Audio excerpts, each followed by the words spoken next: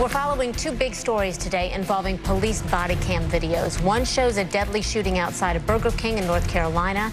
That's coming up. First, though, we do want to talk about a woman berated after a pretty rough takedown by Tuscaloosa police. They cursed at her, threatened to knock her teeth out, called her stupid and dumb, and all of it was caught on an officer's body cam. We're going to show this to you. I want to give you a warning and a heads up here. It is disturbing to watch it, but the police chief calls it disgusting. Tell you what, go on, step out. Put your hands behind your back. Put your hands behind your back.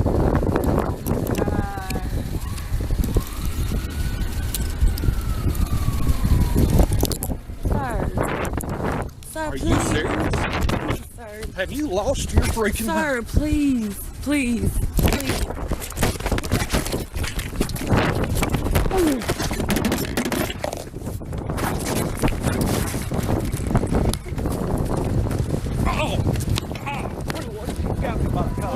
We're fighting. Give me your hand! Give me your hand! We're gonna break it off! You bit me! There you go.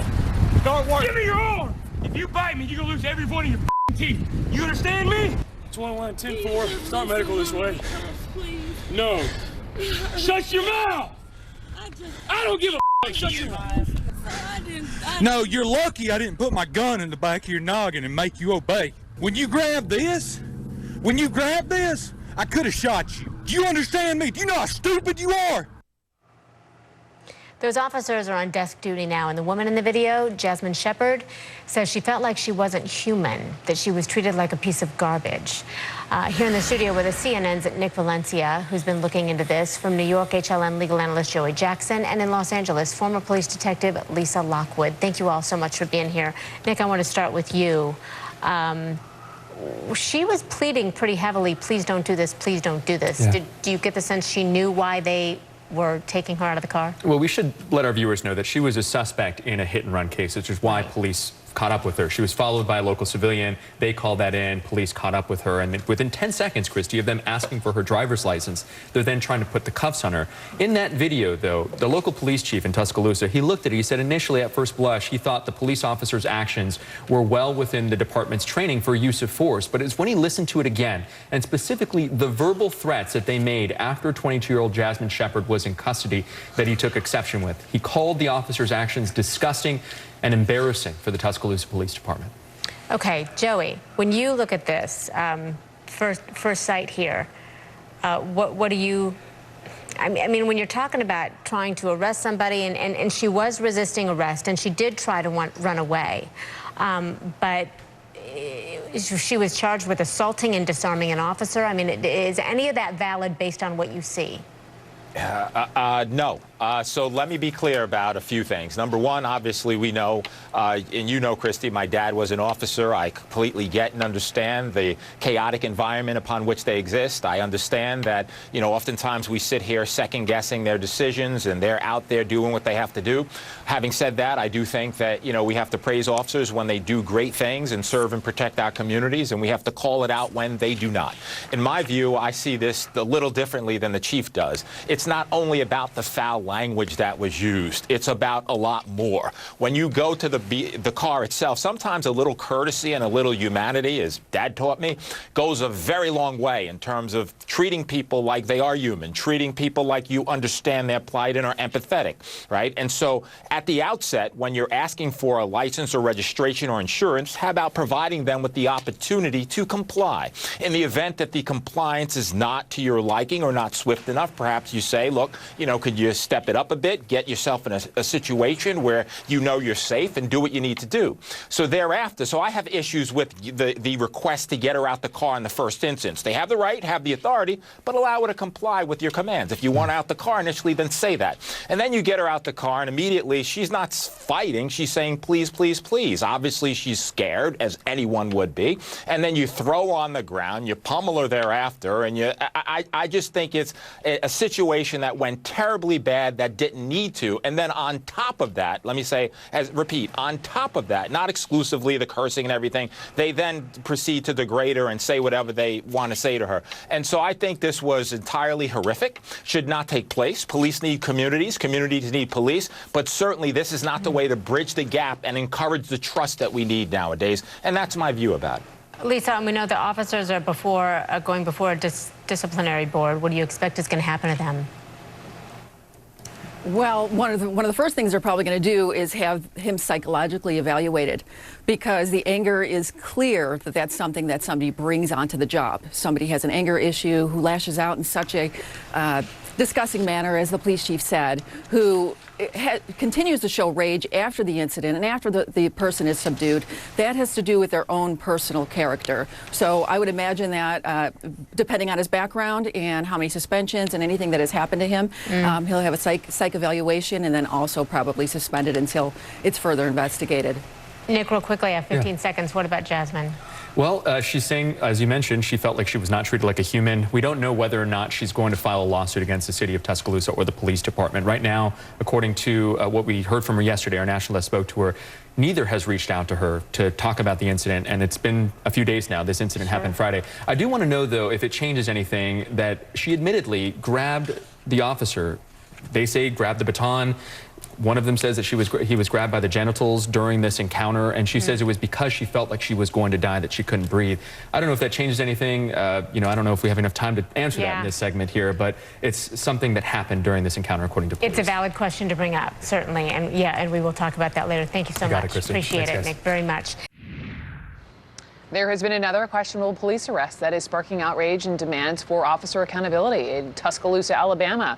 2 officers have been placed on desk duty after they pulled over an unarmed black woman for leaving the scene of an accident. Police body cam video shows that when they tried to arrest her, there was a scuffle that left this woman bruised and bloodied. So we'll play the video, but just a warning, it is disturbing. Tell you what, go on, step out.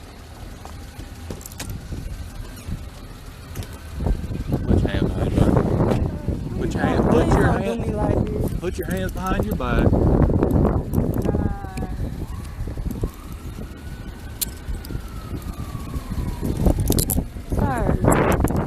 Sir, Are please. you serious? Sir, Have you lost your freaking mind? sir, please, please, please.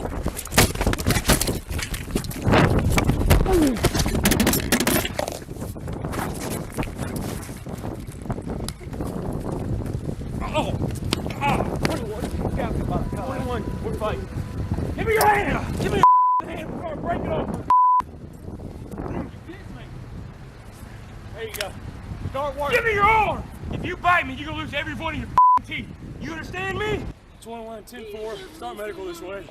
Please. No. Shut your mouth! I don't give a Shut your mouth. No, you're lucky I didn't put my gun in the back of your noggin and make you obey. When you grabbed this, I could have shot you. Do you understand me? Do you know how stupid you are? Jeez, Nick Valencia is with me with the police chief's reactions, the driver's reactions.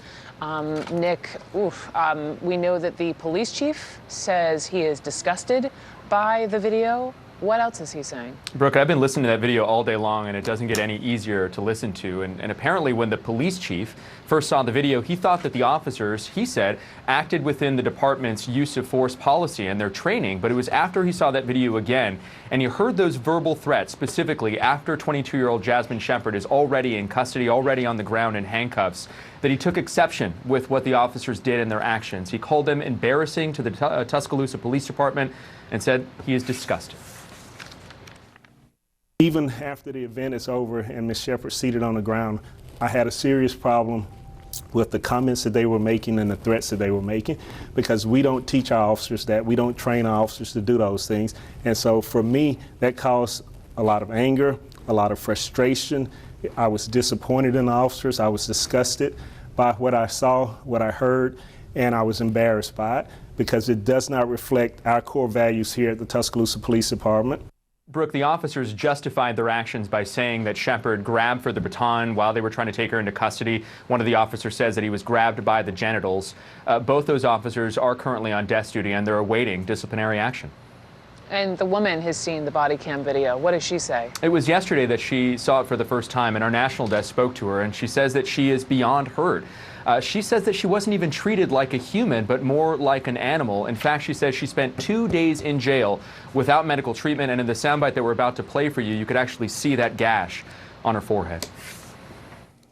I was beaten by 2 police officers. I was unarmed, and I did everything they asked me to do. He's on top of me, like my face in the ground. I can't even breathe, and I'm telling him to get up. I can't breathe. So I'm grabbing. They know what they did was completely uncalled for, and this ain't the end. So you see the gash there on the left side of her head caused because of that scuffle with police. She also has some other minor cuts and bruises. She says that she has yet to hear, as of yesterday, from the Tuscaloosa Police Department or the city of Tuscaloosa. No word yet, though, Brooke, on whether or not she's going to file any legal charges or carry a lawsuit against either of them. Brooke. I know you're on it for us. Stay on it, please. Nick Valencia, thank you so much for sharing that story.